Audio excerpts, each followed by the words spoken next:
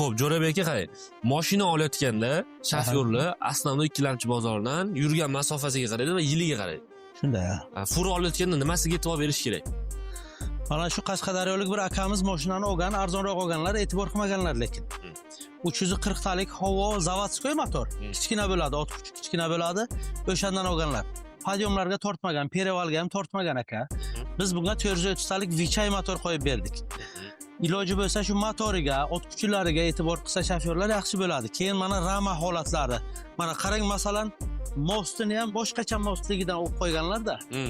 Menimcha sal tushunmaganlar, mostlari va bo'lmaydigan most bu aka. Ham og'ir keladi. Hozirgi dolzarb mavzu tarozi-ku. Padushkalik, yengil keladigan mashinalarga e'tibor qilish kerak aka o'zi aslida. Buni yiliga e'tibor qilishlari kerak. Sostiyanasiga, holatiga endi.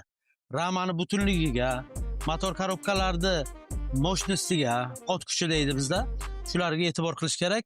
Endi bizlarda O'zbekistonda sharoit sal perevallar ko'p-ku. O'sha uchun kuchliroq motor yaxshi aka, ham ekonomist bo'ladi. Tushunarli. Shunda kraska-maskalari muhim emas. Ya, kraskalar gruzovoyga muhim emas aka. Tushunarli. Ma'lumot foydali bo'lgan bo'lsa, Uyum.uz kanaliga obuna bo'ling va bundan boshqa videolarimizni ham tomosha qilishni unutmang.